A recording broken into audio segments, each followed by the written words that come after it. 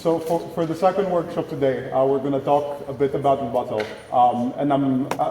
I think something you're going to notice is that there's going to be a lot of overlap between the three different topics we discussed with you today. Because at the end of the day, like analysis, rebuttal, extending, strategy, all of those things are just different sides to the same activity. And like there's often a lot of overlap both in the skills you need to know and in the things you learn by practicing each of these. So that means that as a second speaker, I hope you were not, zoning out during Galina's workshop. And similarly, as a first speaker, please listen to this too, because I think some of the things will be very useful for everyone. So I want to talk about a few things. I first want to talk about what a reason for something is, because this will be core to understanding how we can defeat a reason that another team has given. The second one is I want to talk about the role of analogies and how we make arguments, and similarly in how we can break arguments by pointing out how the analogies don't work. Thirdly, I want to talk about general ways in which you can attack every argument. I then will briefly discuss the difference between rebuttal and a parallel reason or a response. And then I want to talk a bit about strategy and structure. And I promise this is a lot shorter than it looks on the slides.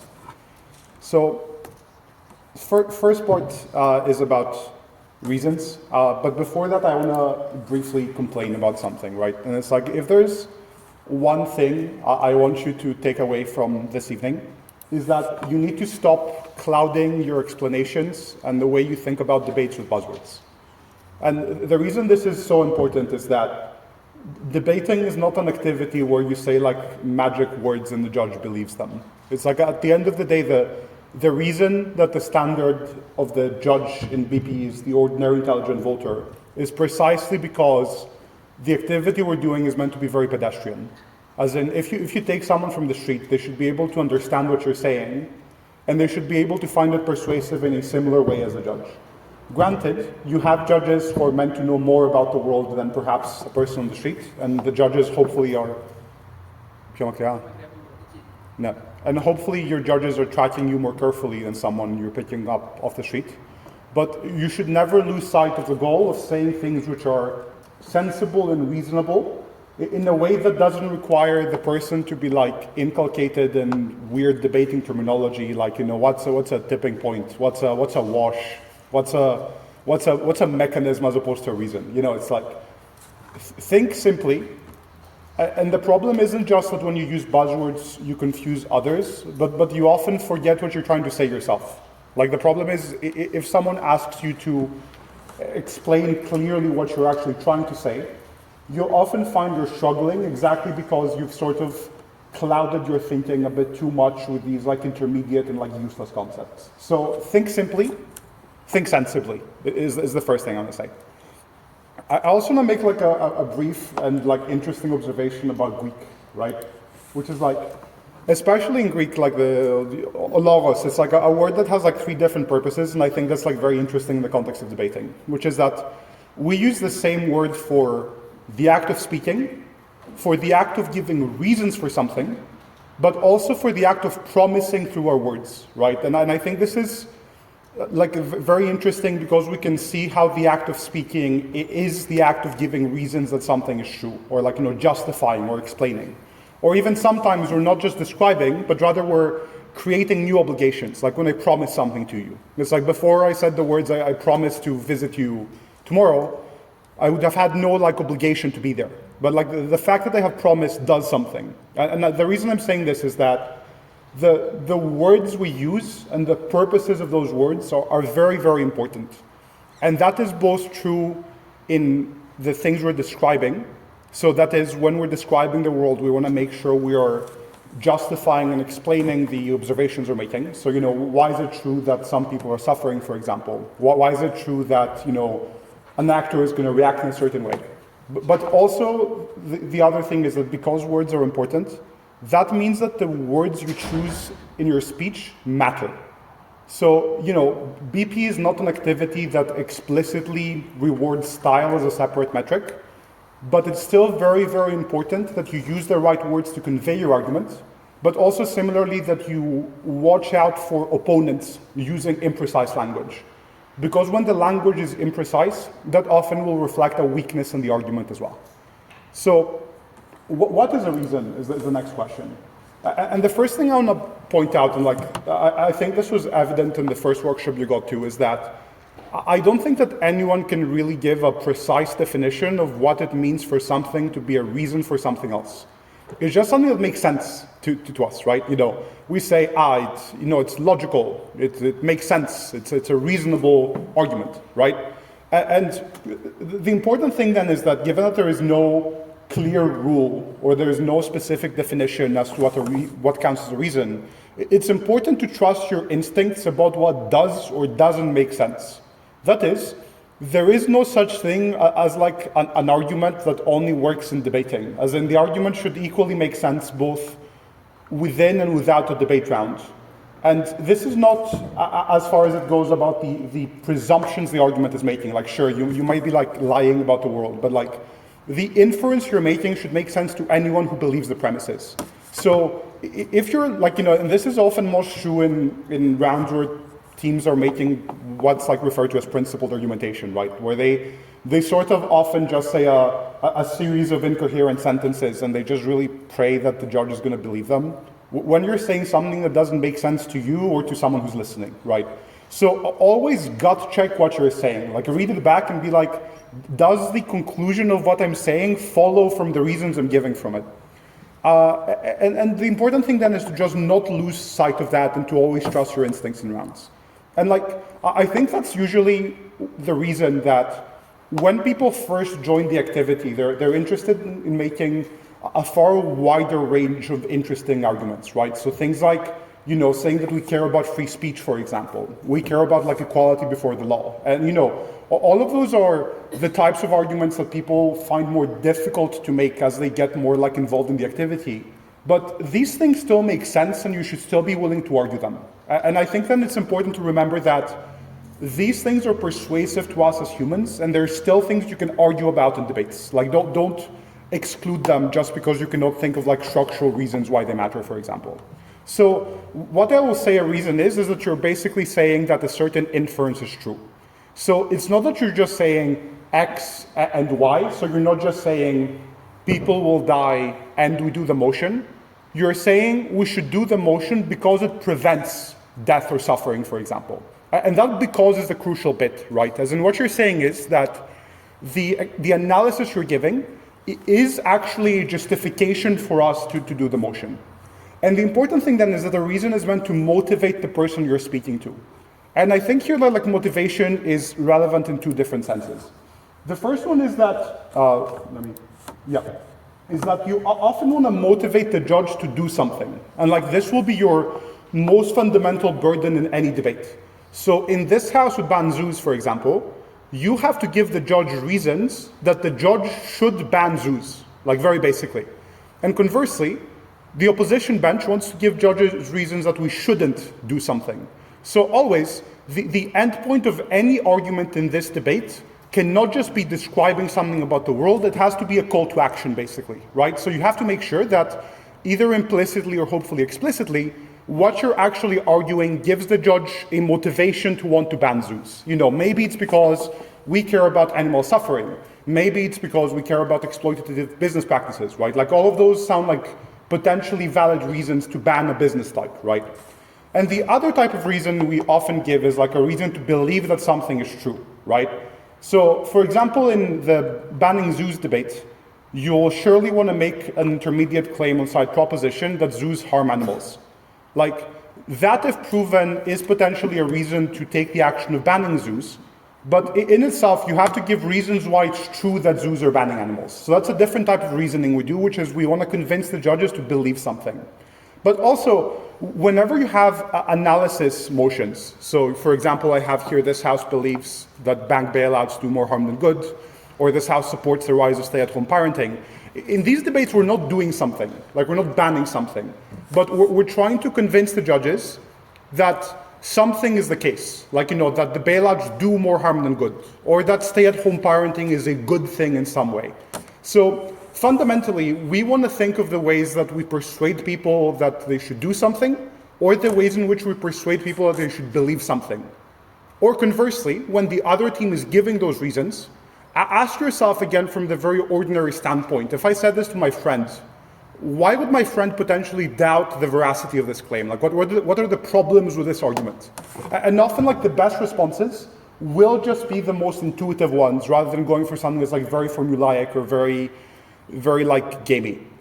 So the other thing I want to discuss, because this matters in how we respond, are like the two different types of reasons you often see. And I've divided these as like broadly being prospective or retrospective. So prospective reasons are like very often the very ordinary outcome-focused reasons we give for motions. So for example, we say we should implement this policy because this house would do X because X improves the lives of more people, or X leads to fewer casualties in this conflict, for example.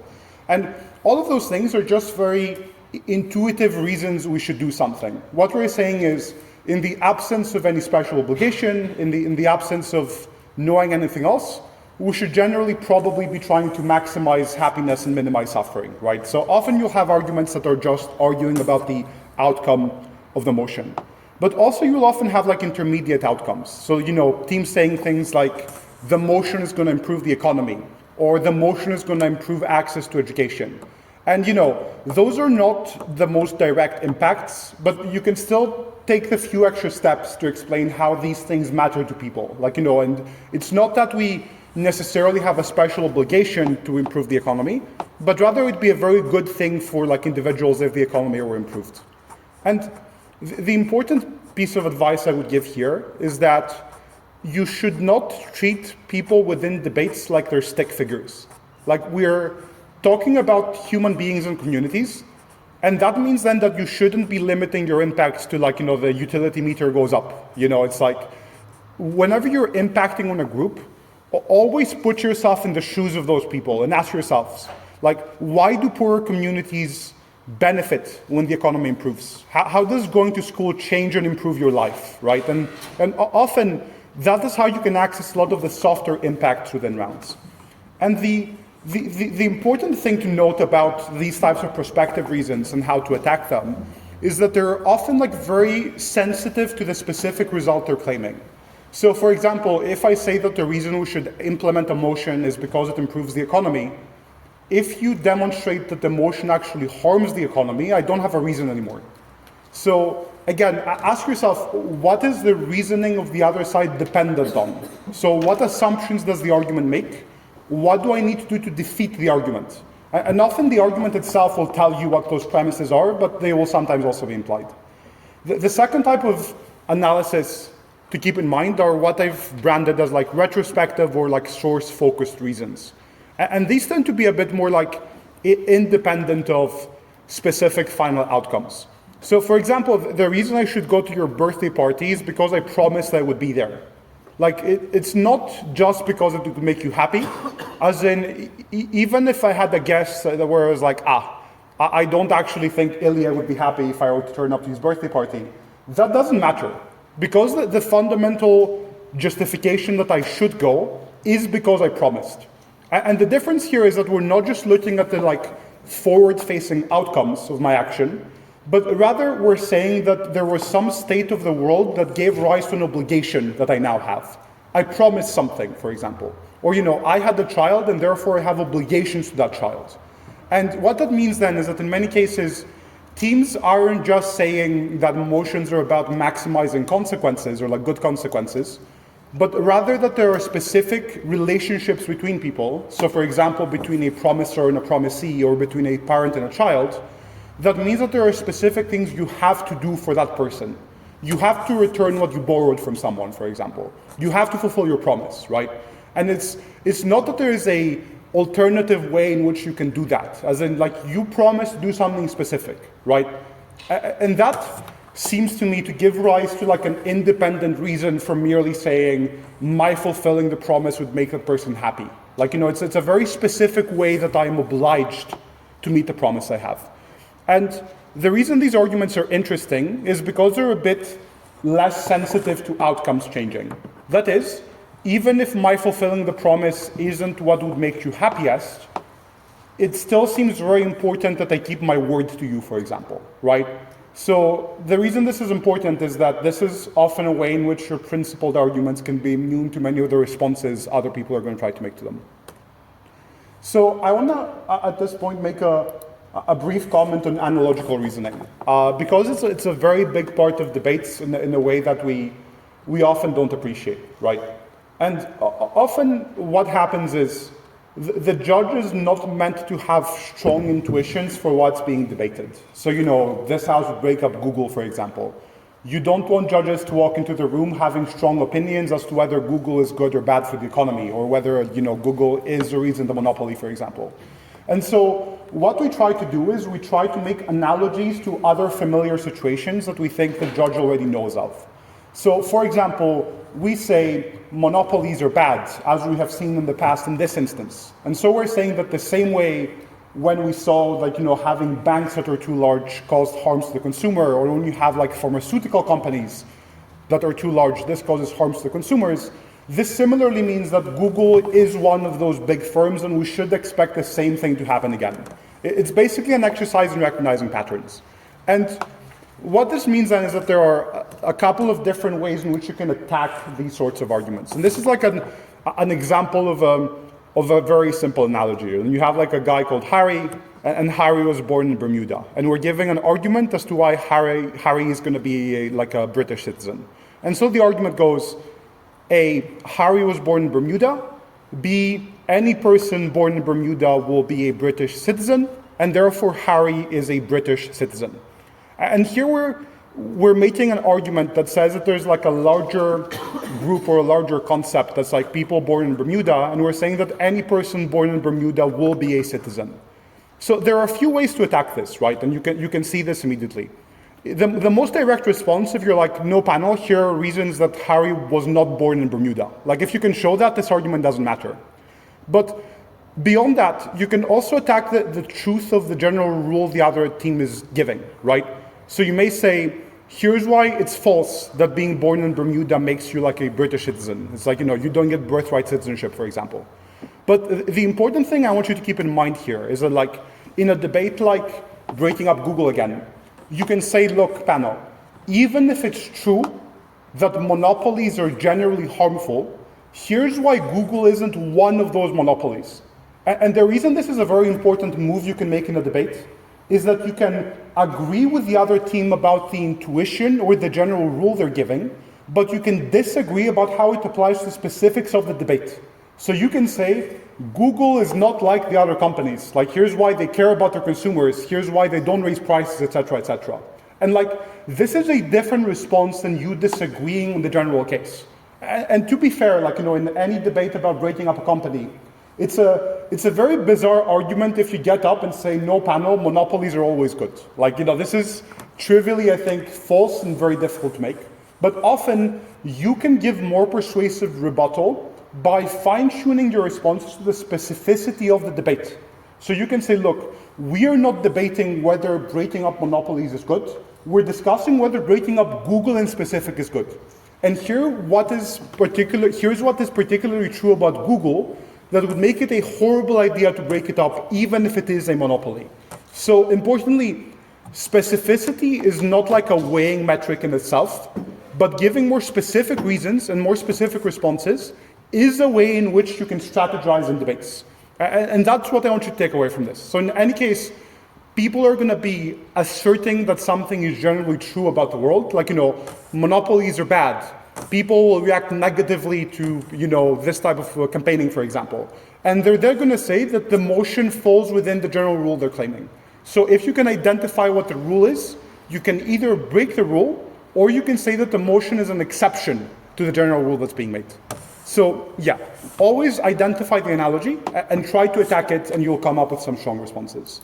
Next up then, I've come up with 7 broad ways in which you can attack arguments. Again, there's overlap between them, but these will generally be the ways in which you can attack a reason another team is giving. So the first one is you can just question whether the reason actually leads to the conclusion that the other team is claiming. So for example, let's say I make the argument that companies are going to mistreat their workers and cause sickness because they are incentivized to make profit. Why is this not a good argument? What's the response to this? This is like the audience engagement bit of the workshop. Jim, yeah. Because if they can understand that this is bad, then they will opt not doing it from the beginning. In what way is it bad?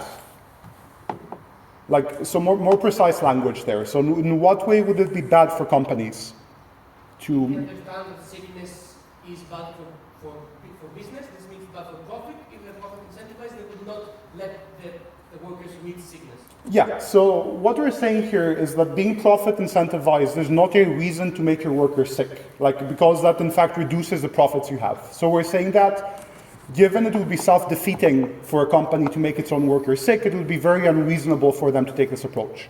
So often what we're saying is that there's something the other team is missing. Like there's a gap between the end of the reason they're giving and the conclusion they're claiming is true. So if you can find what that gap is, if you can show what the exception is here, so we're saying like, yeah, it's true that companies are profit incentivized, but being profit incentivized is not a sufficient reason for you to have a sick workforce. Like, you lose on profits, right? This is often the most powerful and most direct way in which you can create a hole in the other side's argument. And in fact, here you can go like a couple of steps further. It's like you can give good reasoning as to why it is that sick workers lead to worse company performance, but you can also just dispute that it's true that companies only care about profit. So like all of those are ways in which we're attacking the things the argument is presuming. But also the other way in which holes like this exist is when teams forget to connect their motion, like their argument to the motion, right? And like this is often what people mean when they say that an argument is missing a comparative. So you make an argument, like let's take like World's Round 8 here, where you're like, if you have gangs and cartels, they cause harm to the local communities.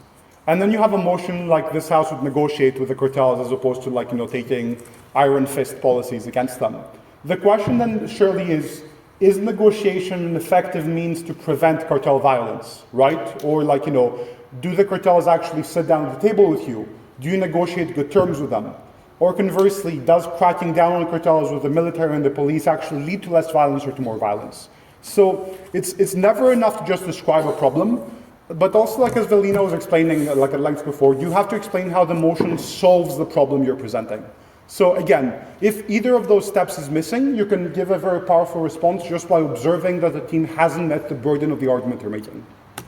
The second way in which you can respond is you can generally question whether a reason is even a valid consideration to take into account for something. And this is like a very common thought experiment, like against consequentialism, which is like, say you have a doctor and you have 6 patients under anesthesia. If you take all of the organs of one of the patients and you kill that patient and you transplant them to the other 5, you're going to save 5 lives while you kill 1 person. Or like a similar argument I can give is like, imagine you're a judge and you're like sitting before a criminal case and you know that if you convict someone, you're going to make very many people happy, right? So what would your response be to me there? So it's like, I'm saying like I as a judge, I want to convict this person because the community would be very happy if I sent this person to prison. What's the problem with this?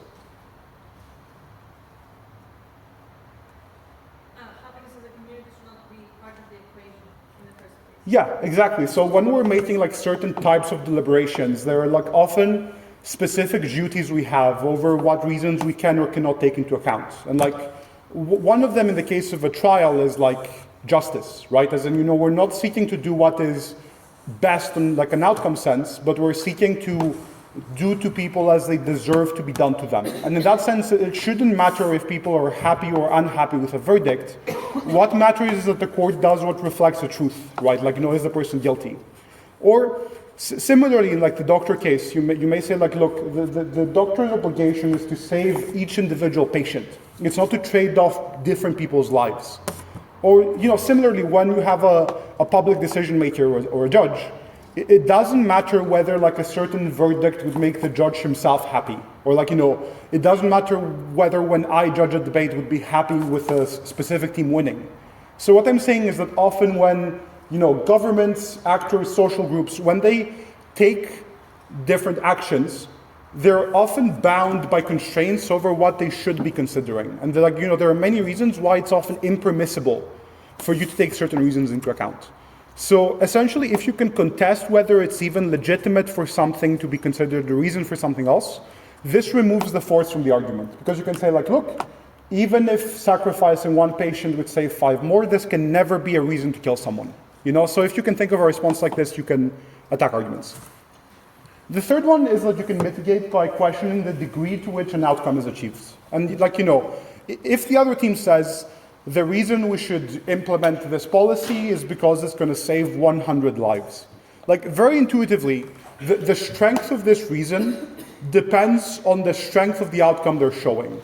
That is, it's far more important to save 1,000 people over saving 100, and saving 100 is more important than saving 1, right?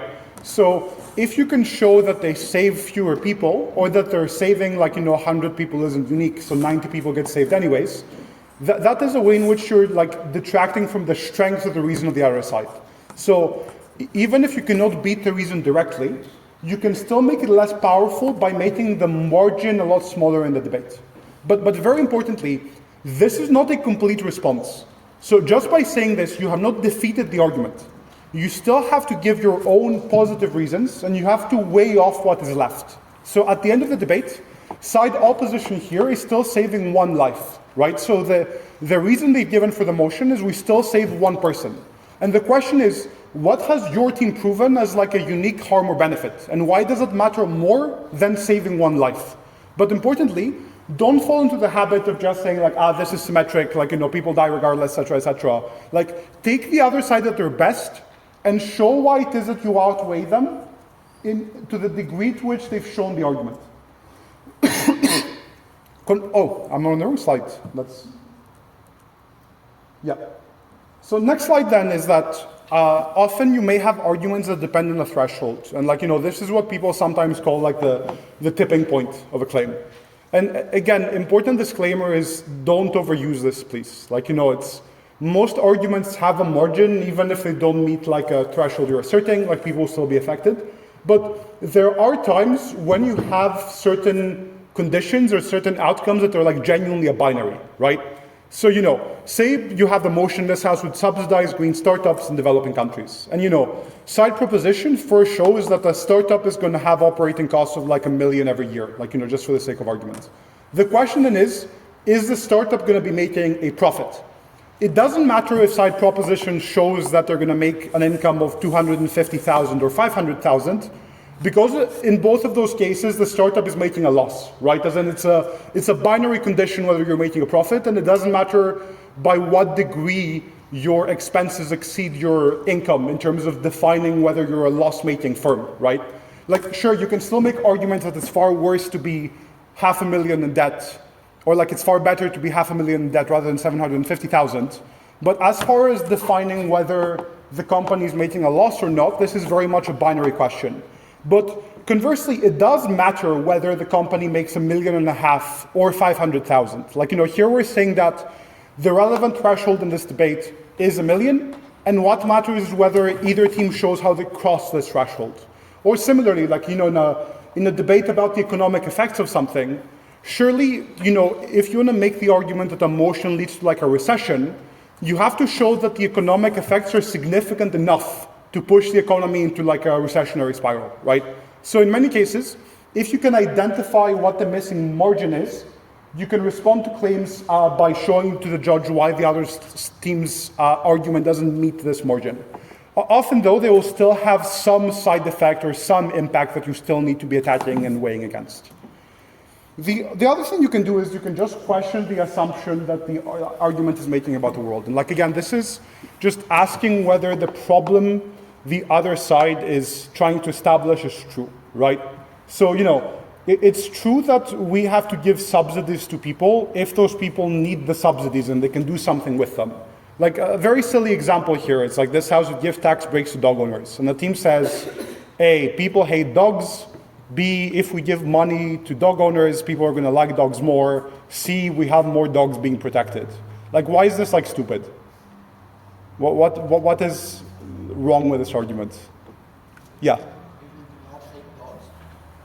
Yeah, so essentially, I'm not questioning the change the team is trying to make. It's like, yeah, on either side, it's probably true that people are going to like dogs slightly more if we give them money for having dogs. But what they're saying is, like, people already love dogs and puppies. Like, this is not something that we have to do because the problem doesn't exist.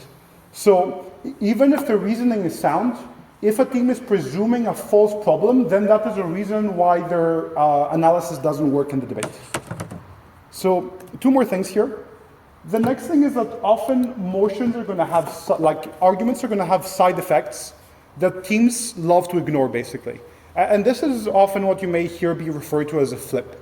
And the important thing is you have to find something that is necessarily true of the other side's argument. So the question is, what is the conclusion of their argument that they're ignoring, and which is almost very certainly going to be the case? So what is the bullet they have to bite in the debate? So for example, in a motion like in times of economic crisis, this is how to give direct subsidies to businesses. Proposition is going to very sensibly make an argument that you help the economy recover. But they also have to accept that when you give out more subsidies, this increases inflation because you're introducing more money into the economy, but also that you have to take on more debt. You have to find this money somewhere. Like, there's no way in which you can give more subsidies unless you get the money for it, and it's very unlikely you won't increase the supply of money by giving subsidies out. So what we're saying is, like, look, they have a benefit, but they're ignoring the harm. So if you then show that it's true that inflation increases and that it's true that the government goes into more debt, you can show that there's a harm they have to accept that is 100% certain. As in, to the degree that their case is true, your response has to be true as well. The important bit there is that you have to remember to weigh the harm you're showing. So you still have to show why it is that inflation is worse than, business recovery, or why it is that additional government debt is worse than some businesses recovering. So this can be a good way to turn their argument into an argument for your side, but don't forget to weigh against them on both sides. The last thing I want to say is that you can essentially, especially when you're responding to a principle, is you can question whether an obligation is met. So say I make this argument. You promised to go to your friend's birthday party. As you promised, you had an obligation to go. Because you failed to attend, you should instead give your friend $5,000. What's wrong with this argument? Even if you give him the money, you still didn't go to the party, so you didn't meet the promise. Yeah, exactly. So the question here is, what is the argument specifically claiming and showing? Like, the obligation clearly was to go to the party.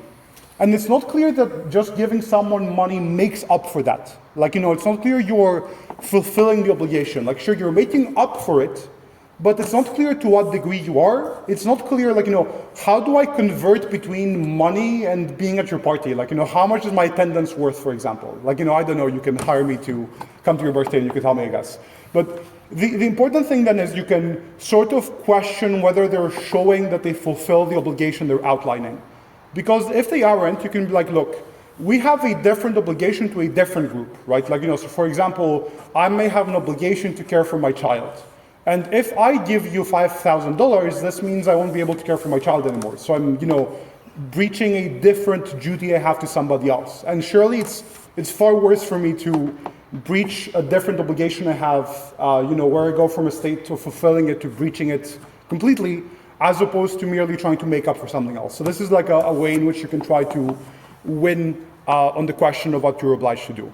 But yeah, this is just like an example of the first way I gave of attacking arguments, which is, teams often fail to actually show the consequence they're arguing for. Like, often what teams say they're going to show is different from what the reasons they give lead to. It's like they're like, they're going to do that because they have good incentives. But then you're like, wait, but they don't have the power to do it, for example, right? So, it's not enough to demonstrate the conclusion.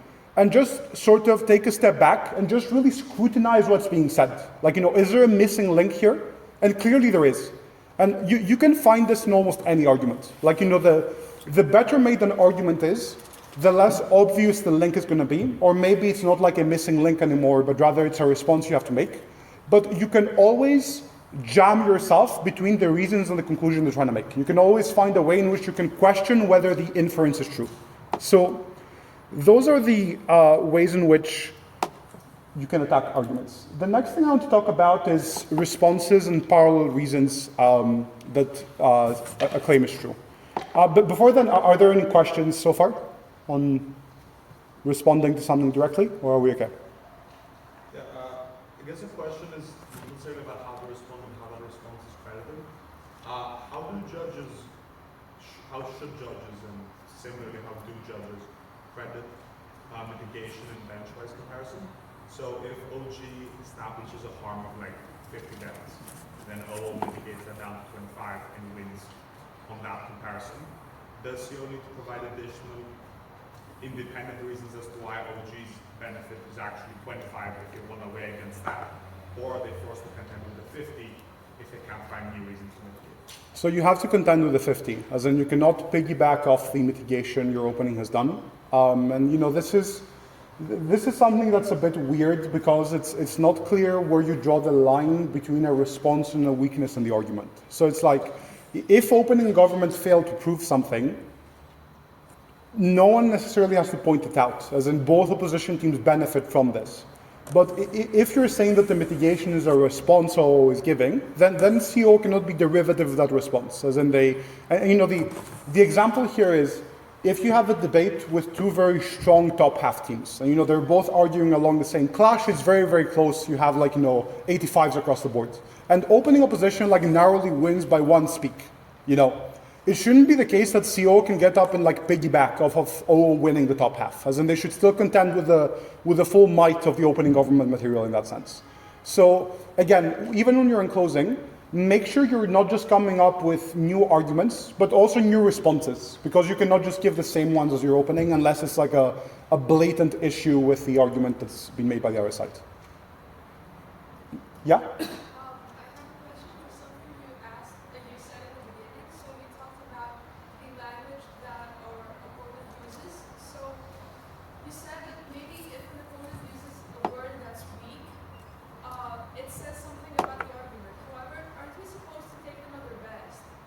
Yeah, so and I think a common misconception is that taking the other side at their best or being charitable to them doesn't mean giving them credit for things they haven't done.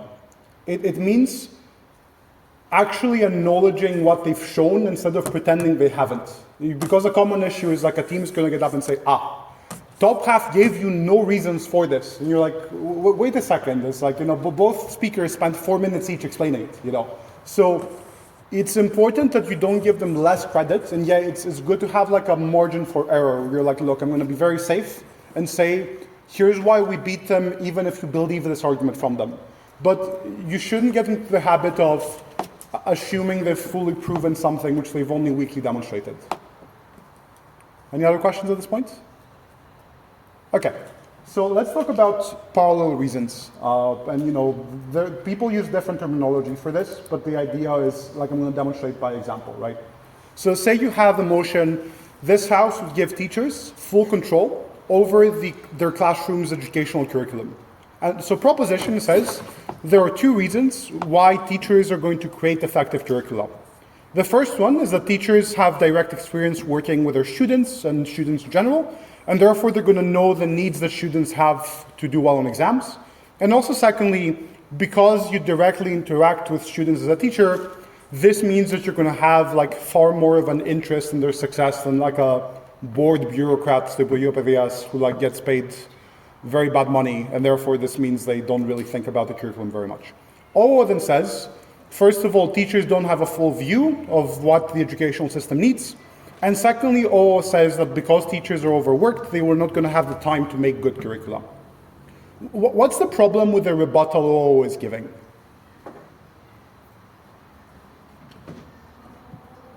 Someone else.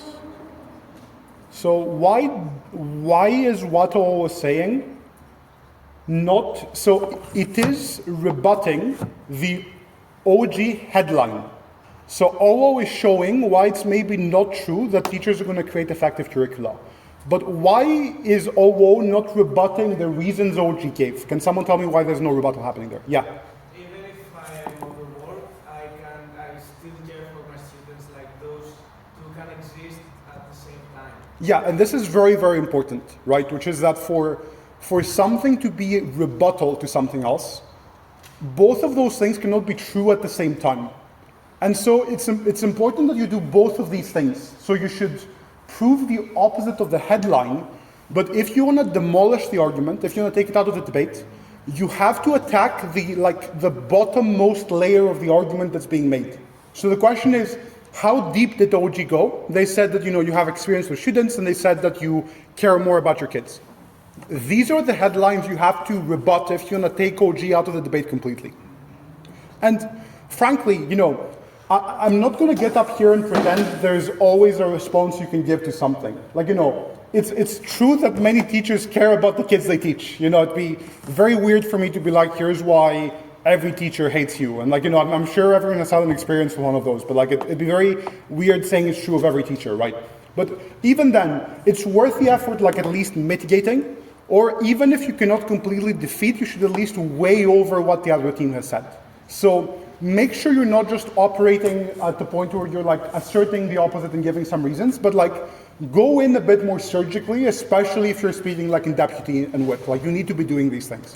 Because the problem is, this exchange happens and the judge is just going to shrug. They're like, OG says two things, O says two things.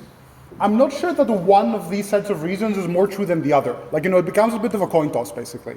But if you go in, you can make it far more likely that the judge is going to be siding with you. A few tips on when and how to use parallel reasons. They're paradigmatic when the other side has said something that is just overwhelmingly true and almost indisputable. It's people dying is bad. Teachers being shitty is bad for students. Or, teachers and parents care about their kids. I'm sure you can come up with structural reasons and incentives and this and that to say this is false, but as a judge at least, I don't think there's any amount of material you can give me that's ever going to persuade me that the majority of parents hate their kids.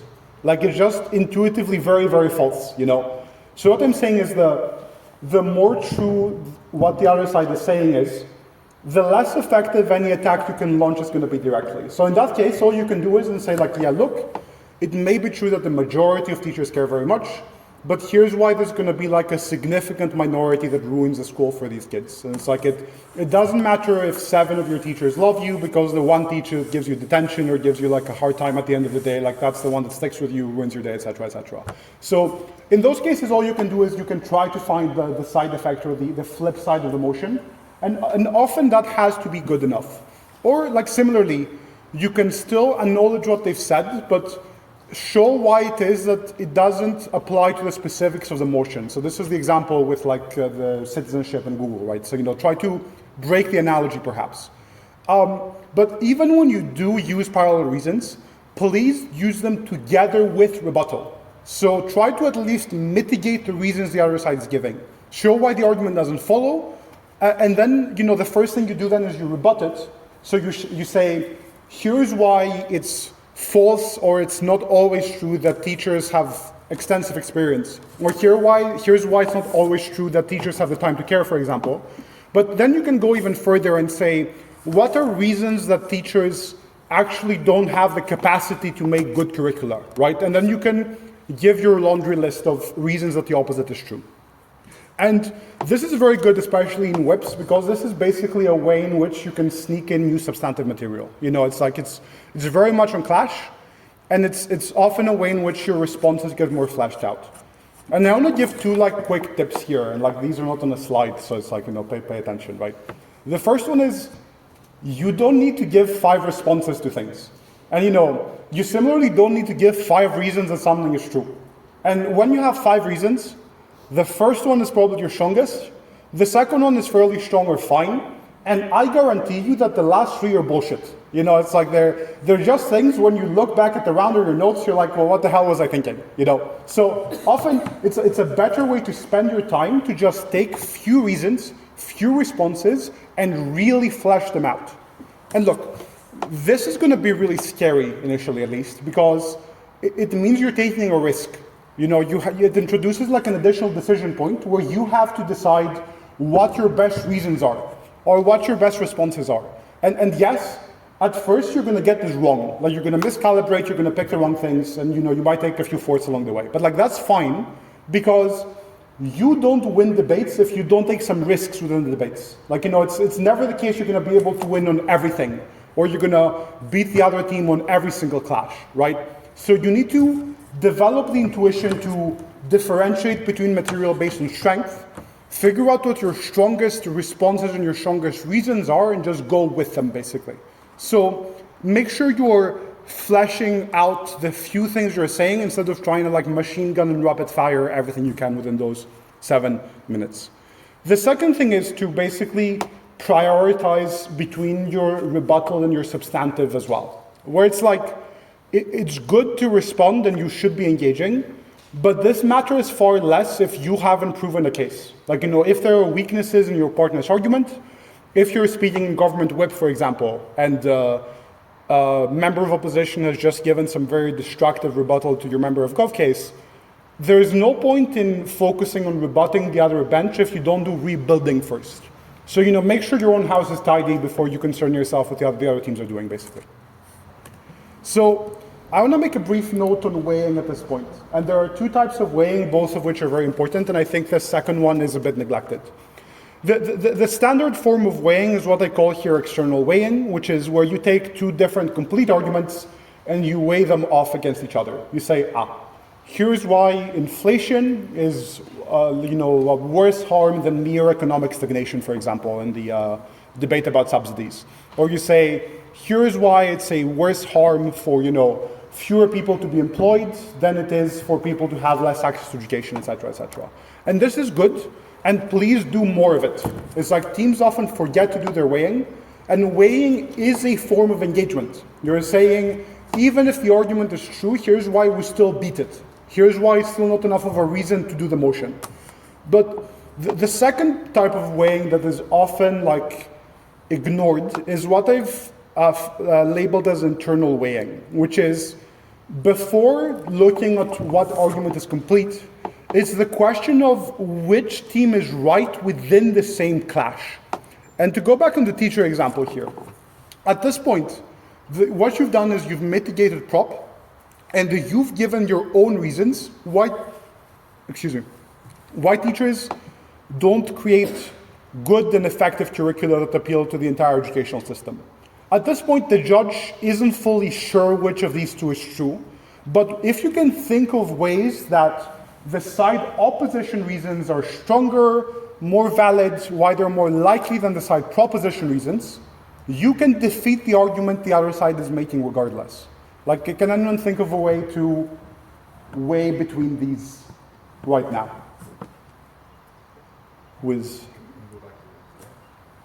Go back to what? Oh yes, sorry, I keep forgetting it's 2 separate computers.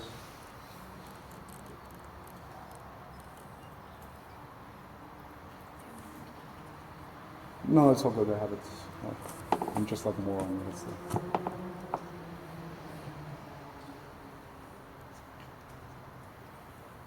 So I think, and the quick tip I want to give about weighing is that great weighing is very specific to the 2 things you're comparing. You're never just painting broad strokes. You should never get up here and be like, here's why education is more important than kids' well-being. That's irrelevant, right? So specifically, why does the fact that teachers are very focused on a single classroom matter more than the fact that they know what the kids within that classroom need?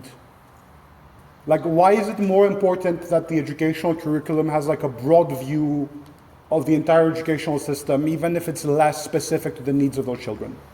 Any ideas? Yeah? Because the end outcome is not what matters in the classroom, it's what we do afterwards. So anything from ranging to job prospects, to university, etc. Doesn't really matter if the kid had a good education, it also, what good education means is a relative term relative to things of which you can't necessarily comprehend or act on. Yeah, so for example, you may think that it's better for you to like cover less material this year because your class is a bit weaker, but you don't have an idea of how this will affect them when they get to university, for example. It's like you may be leaving your students with very big gaps in the maths they know, for example, right? So in that sense, even if you have to push them a bit harder, and even if on side opposition you have to bite the bullet of some kids falling behind, that is worthwhile instead of stopping the entire class from succeeding, right? Or like similarly, why might it matter that teachers are overworked? And I'm gonna shoot anyone who says the words logically prior here, by the way. Please don't say those words. But like, Jim? I don't know, because they say that if I can analyze and you don't shoot me, I will try. Yeah, please. As long as you don't just say logically prior, that's No matter fine. if you have the incentive to make a better curriculum, if you cannot do it, if you don't have the time to do it, it doesn't matter if you have incentives, you cannot actually live that kind of curriculum. Yeah, so what we're pointing out is that side proposition has a double burden here. As in they both have to prove that teachers want to make better decisions and that teachers can make those decisions. Like it's not enough for prop to win on one of those things. They have to win on both. So if you can give like a laundry list of reasons why it is that teachers don't have the time or the resource, etc., to make these amazing curricula, that is a reason why it is that it doesn't matter that prop has given their analysis. Does that make sense? Yeah? So again, for both of these pieces of weighing, what made them good is that they were very like particular to what has been said. Like it's not about the broad clash or about the broad argument, but it's about honing in on the exact reasoning. And this is particularly effective, especially in second speaker positions, because you will have had the time to pay a lot more careful attention to what people are saying. So both your PM speaker and your like member speaker, for example, they may have been like more focused on writing the extension or doing the more broad strokes weighing. And even if you're a first speaker, please do some weighing. Your second is gonna love you if you do. But in second speaker, you can just really hone in and internally weigh those arguments and internally weigh those clashes.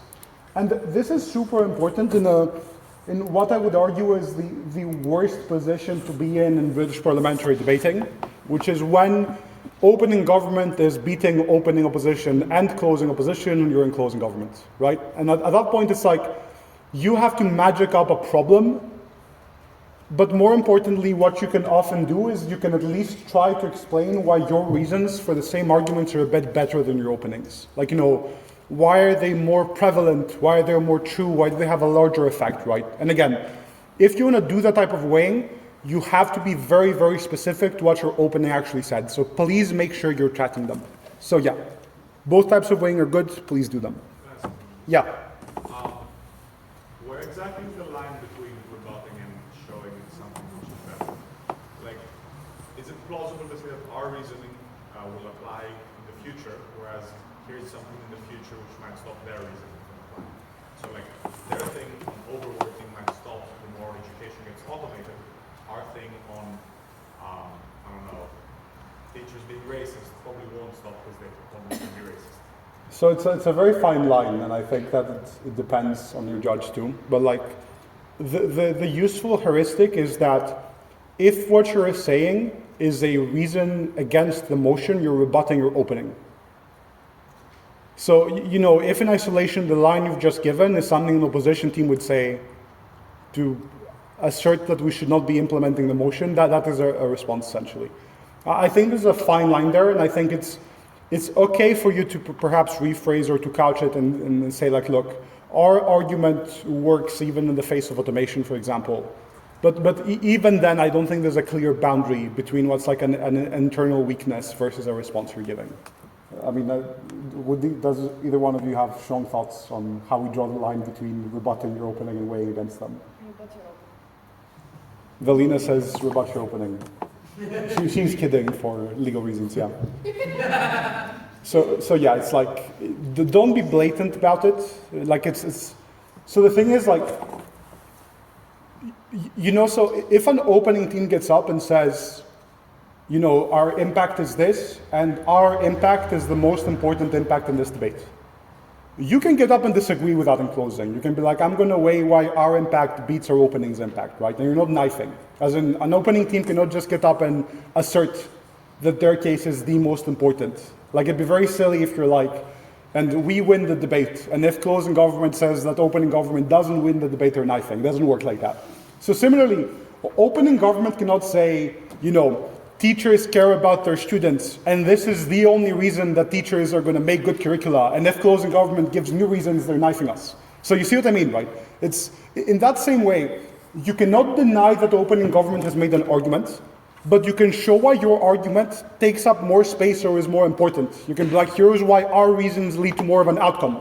Here's why our reasons materialize more than our openings, right? And I don't know where to draw the line between shrinking your openings contribution versus enlarging yours, like they're the two sides of the same coin, but like, you probably do need to do it if you want to take above a second in the round where your openings through and winning. Okay, so let's talk about the strategic purpose of rebuttal. So we've seen ways to do rebuttal, and basically rebuttal is like a tool in your arsenal as a speaker. It's like something you can be doing in the speech you're giving.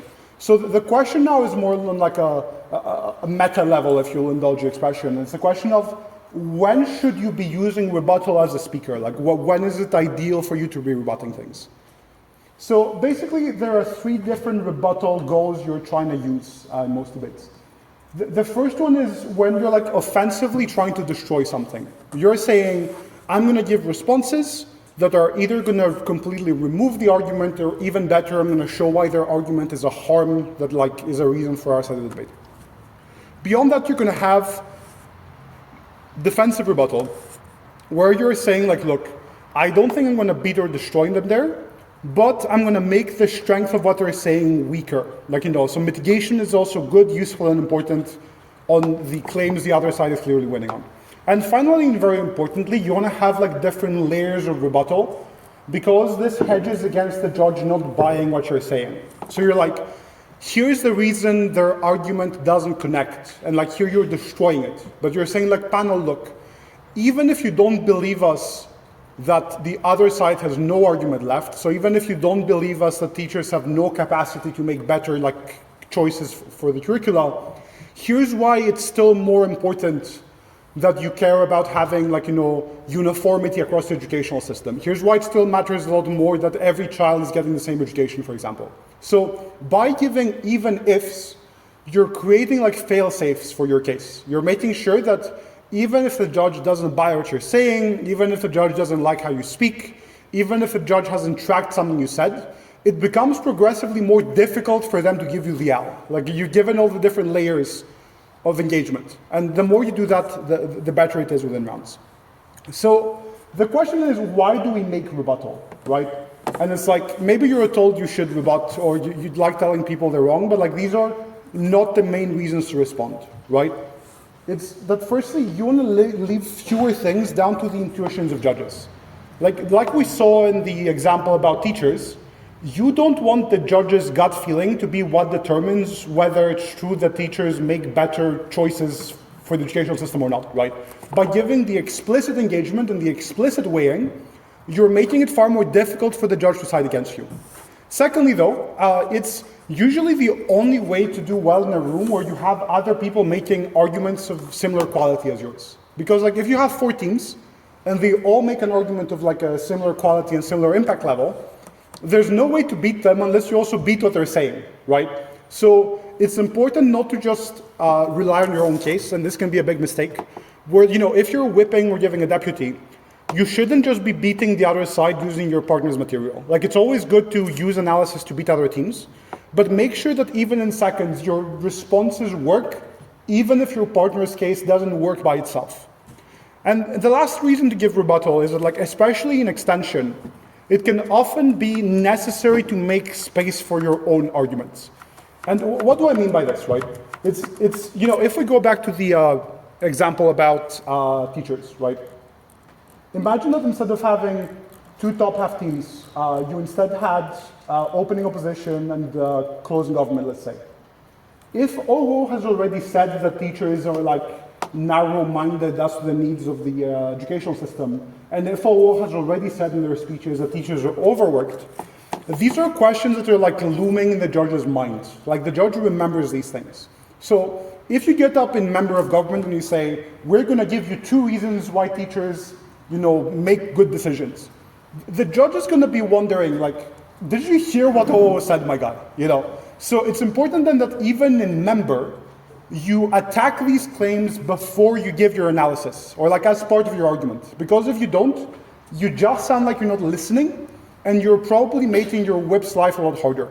So it's just a lot more efficient to address the question at once instead of, you know, forcing your whip to go back and first remind the judges what the member speaker said, and then repeating your arguments and saying, here's why O is wrong on these things. So even as a member, try to develop your skills in responding, and also the intuitions that are necessary to give those strong responses.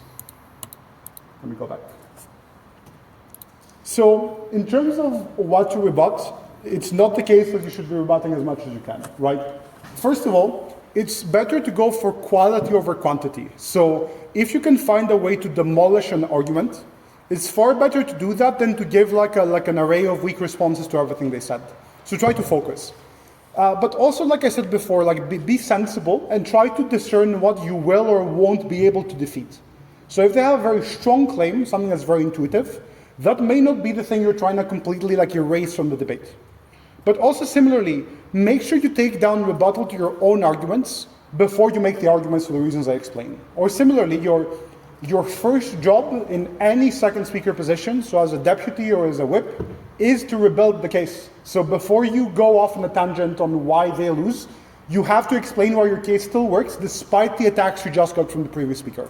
If you forget this, I guarantee you that you're going to have a case like that's riddled with holes and you're going to have trouble winning the debate. So in terms of which speakers give rebuttal, it's not only second speakers. Like every speaker should be responding to claims, like, you know, from leader of the opposition downwards, but even like a prime minister speech that is on clash will be implicitly responding to what the other side is going to say in a moment. Like, you know, if you're explaining the incentives of parents or of teachers or of voters, for example, if you're giving a good speech and you've correctly predicted your strategy in the debate, you should be on clash with what the opposing bench is about to say to you. So again, engagement is something that leads to good debates, and you should never be thinking of arguments in the abstract. Like arguments should always have a purpose, and I suspect Elia is going to expand on this a lot more in the strategy workshop you're about to get in about 10-15 minutes, right? So I'm just going to speed through this because it's nothing that I haven't said already.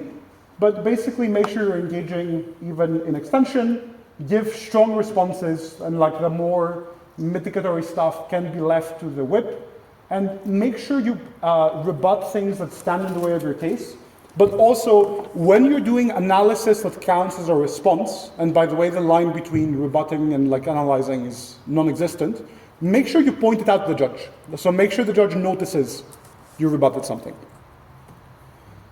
So some quick tips finally. It's like make sure you're spending the right amount of time on responses. Like you never want to be getting up in member and doing 5 minutes of rebuttal and then you only give 2 minutes of argument, because then you don't have much of a positive case a lot of the time. Unless your rebuttal is amazing and completely on clash, and then maybe that's fine, but you know, try at your own risk.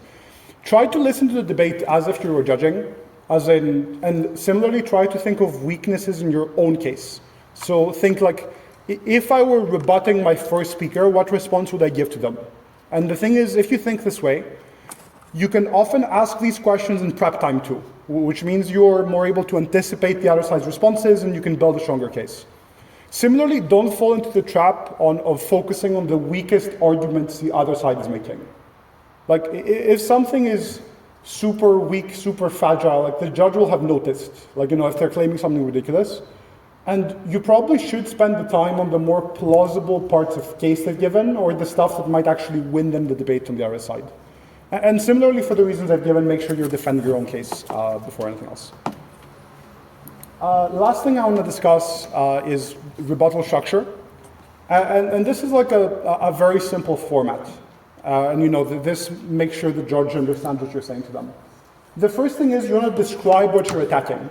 So, you know, don't just like shoot into the ether, like give a brief summary of what the other side said. And like don't repeat the argument in whole, like, you know, don't start glazing what they said. It's like give the headline, give like a, you know, few word summary, etc. But make sure the judge understands what you're attacking. What you then want to do is you want to give a quick summary of what the problem is. Like what they fail to notice is X, Y, Z. Or the problem with that is that they never explain to you why ABC, right?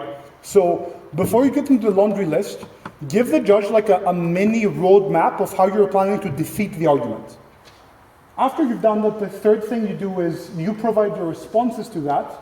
And also at that point, you can remind the judges of your partner's material in cases where it already responds to the other side.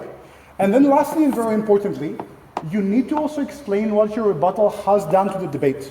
So you should tell the judge, therefore, you shouldn't believe that teachers have the capacity to make good decisions in the classroom. And this means that any argument that, depends on that being the case falls out. This means that side opposition have to stand for worse decisions being made in a very rushed manner, very cookie-cutter curricula being used on their side.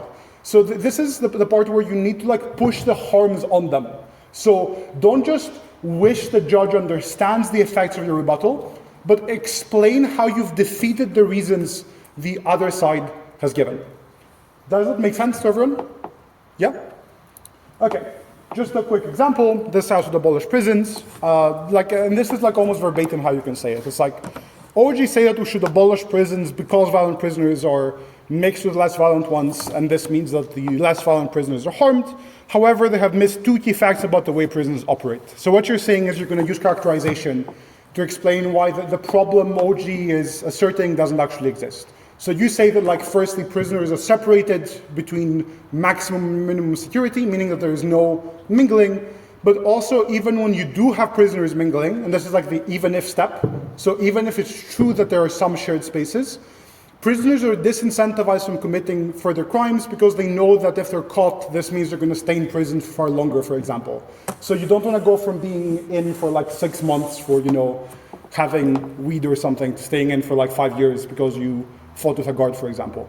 And then what you say, and the last step is very important, you say any argument that relies on these prisoners interacting poorly, just drops out of the debate. It's just not the case that this is a harm which occurs. Does this make sense to everyone? Yeah?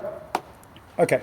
So I had some examples at the end, but we can work through them tomorrow during the group sessions, basically. Can I check if there are any questions before the last workshop?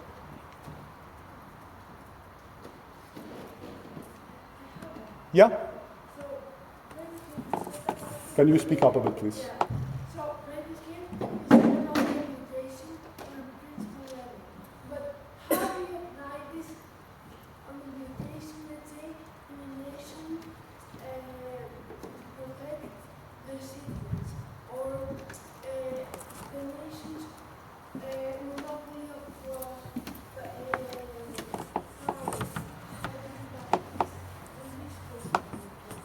So I'll probably not touch on that right now because I think the question touches more on how do you construct a principle of that type to show we have an obligation that overrides different reasons. But that's probably something to discuss tomorrow on a more specific example too. I think it's a bit outside the scope.